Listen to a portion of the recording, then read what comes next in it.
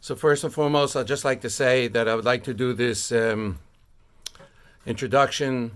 Schusel for Shleima for Levi ben Zissel Dveder. Pesach Shachel Yisrael. Every bacher in 770 lives his 10 years Berech, as the most amazing years. The Yuds are amazing, the Chaf Sufaratzda, the Lamed Mivtzayim, but the Mems, if we could define it by the Rebbe's definition of Malchus and Mashiach, I remember this before Nun Aleph and Nun Beis, but they were truly amazing times. And I was zeichet to be there then, so I would like to go back. Actually, go back is not a positive word, but let's relive. Let's relive what it was like in those years. So in context, this is after Lamed Ches, Tavshin Mem is when things were getting back to normal. Ubiyasa says, Ubiyasa does. Mem Aleph was just out of the park. I don't know if you watched that already, but B'chlal, the year of Mem Aleph is like we would say a Shas Cotton. It had everything in it. And then came Tavshin Mem Beis. And as the Hachana to Yud Aleph Nissan was coming, the excitement was building. Remember also Kislev time, Tavshin Mem Beis, in the introduction of a Yom Yom. That was the first time that Rebbe gave a Rosh Tevis for a year. And this was already the fire that everyone was living with. There was also the idea Moshe Rabbeinu was 80 years old by Gulas Mitzrayim, and that this was the Shnas HaShmenim for the Rebbe. Keftzim were being printed, all type of matanis.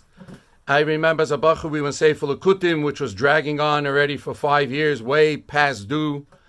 And there was Yisraelis for weeks before then, 24 hours a day, to at least hand in the Rebbe the first draft of the whole Sefer Lekutim, the last letters, 6-7 letters that were left at that time. And this was something that everyone, every Meisid, every bacher, every one that had any shaykhis was really engaged in bringing the Rebbe the greatest matanis for Yud Aleph Nissan. Chartered planes, buses, cars, everyone had plans to come. And then, I believe it was a Shchedish Nissan, there was a rally for children. Remember also, Tzivos Hashem is only 1 year old now. There was a rally for children. The Rebbe, most of the times, or if not all the times, would speak 3 sichas. And then after all 3 sichas, the Rebbe said he wants to take this gelegenite, this opportunity, to address 1 or 2 things. And one of them was that for Yud Aleph Nissan, the Rebbe said to my meinung, that instead of coming here and celebrating, because at the end of the day it's only for Ish Prati, the Rebbe said, unlike Yutis Kislev and Yubis Tammuz, then the Bali Simcha take, it's on their Achrayis, that everyone should stay home, it's Erev Pesach, it's busy, and take the money, the itzos, of what you're going to spend to come here, and spend it on Mois Chitim and Itzos Pesach. And this really was a bombshell. I mean, it just changed everything. Again, for Bachim, in the light, living Crown Heights, it didn't really matter, except for the Avir now. The whole feeling now was a little bit different. People overseas had to decide what to do. People came up with all types of creative ways to come and buy fish, etc. I'll tell you personally, there was a thought in my mind that already from Yud Shvat Tavshin Mem, 2 years before, which was Shnas HaShleishim of the Rebbe, and there was big plans to rent out Madison Square Garden to make events, and the Rebbe pretty much shut it down, and the Rebbe celebrated Yud Shvat Hagadol his way, Etufka Him De'elam his way, he inspired his way, and for Chehena, that you already knew that the Rebbe has his idea that he's going to do, and you just have to do your part, your hachana, get into the mode, connect to the Rebbe, and the Rebbe will do the rest. a bevinish vi was shnas hashmenim. And we're all familiar with Yud Aleph Nissan Tavshin Lamed Beis, Shnas HaShivim, the tremendous Sturm, Ein Aleph Meizdes, the amazing Farbrengen. So even though somehow the Rebbe didn't want people to fly in from around the world, but there was still something amazing anticipation in the ear that's going to happen. There was a lot of anticipation. Now the Farbrengen itself, which you are about to watch, and I encourage you, this is by the way a Maima Muzga or a Maima Pesuach, when you sit down and watch a Farbrengen, don't sit with a cup of coffee. I mean, gesundheit, you can do whatever you want. But if you really want to put yourself into the situation, into the feeling of connecting to the Rebbe, Ano Malka B'Chadai, relive it. Now, even B'Shaitai, when the Farbrengens were happening, not everyone was in 770. There were many people who heard the Farbrengen via hookup, England, Kfar Chabad, Paris, around the world, crazy times of the day. No one else was on the same time zone as 770. So even though it's not live for you, you have the advantage of a video, which makes it more live. But sit there for a few hours. I remember after Farbrengens that went for hours, you walked outside onto Eastern Parkway. It was like coming back from the Levana, or actually going to the Levana. And you, with these wonderful videos, Ashakech Tejem and Igad Tamimim, you could really relive it. Sit there, concentrate. Don't get up and walk out. You're not from the old men that had to walk out. Sit there for 6 hours. Sit there, be merakis, concentrate and relive it. And especially at Aleph Nissan or any Farbrengen, take the opportunity and really get into it, and then you'll relive it. The Farbrengen itself, I don't have to tell you, you'll hear it from the Shechina Medaberes Meter Grene, from the Rebbe himself. I didn't have a chance to review it.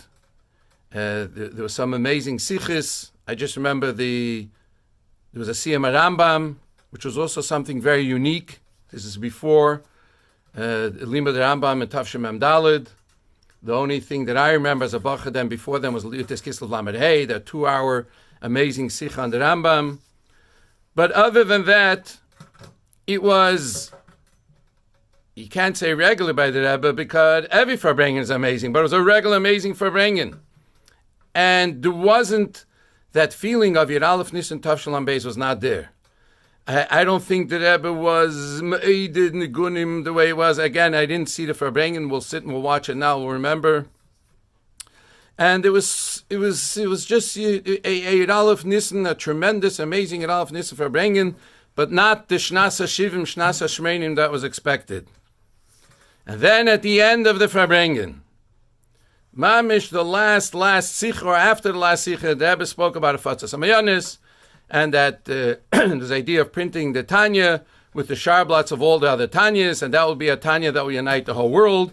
This is, again, there's also before the Miftzah of printing Tanyas all over, I think it was Mem Gimel. And so at that time there was one book. And the Rebbe said, as a Karis Atay, for all those that came, and to be Meifitz Mayonis Chutza, he's going to give out at the end of Farbrengen a Tanya with a star, with $1 for tzedakah. Now remember also, this is before dollars. This is before kuntresim amass as in the nuns. The average bacher went over to the Rebbe, there was Kesher Bracha 4 times a year, there was Lekach, Pan, and that's it. And after Lamed Ches, most Barchim even thought twice, or some not, how many times to go over for Kesher Bracha. It was a different connection. You didn't just have the opportunity to walk over to the Rebbe every Sunday, or before your birthday, or whatever occasion it was. And here the Rebbe said he's going to be mechalik, he's going to give out, b'yadav kadeshim, with his heilige hand, he's going to give everyone a Tanya. Now, as soon as the Rebbe said it, the whole 770 started stirring, and you felt the ruckus.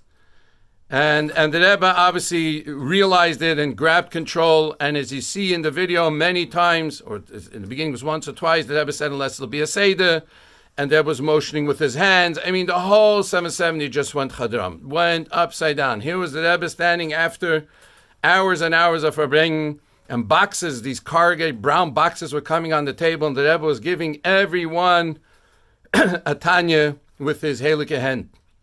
And the Rebbe said then after that the idea of a Fatsa Mayonis is not just Vanoshim, it's Vanoshim. And so when the men finished the line, which was hours later, the Rebbe motioned for everyone to leave, to get out, to clear out the 770. And dollars that were given out during the Farbrengen of those years, from Lamed Hey, from the times of Mivtzaim through the Tankistim. So you had a few hundred Bachim would come up, or tens of Bachim would walk up and distribute, and then they would give Rabbi Weinberg or someone else dollars to go up to the women. Here the Rebbe wanted the women to come down into 770. 770 cleared out, and the Rebbe continued to give Tanyas, I think it went to almost 7 o'clock in the morning, and this is after hours of Farbrengen. If I remember correctly, there was a minyan upstairs because Yud Alef Nissan was Sunday, so Monday morning for Kriya, and the Rebbe went home after. But that was the amazing how the Rebbe took Shnas HaShmeinim and just propelled us into a whole new era. And so again, let's sit and watch this Farbrengen. Let's not just watch it, let's live it. Let's be there. Let's connect to the Rebbe, and as a Chana for Yud Alef Nissan, day by day, we're in the week of Yud Alef Nissan already. We should be Zicha that this Yud Alef Nissan, which is once again on Sunday, we should all join the Rebbe in the Farbrengen. We should all be there once again at 770 with these galus of Mashiach now.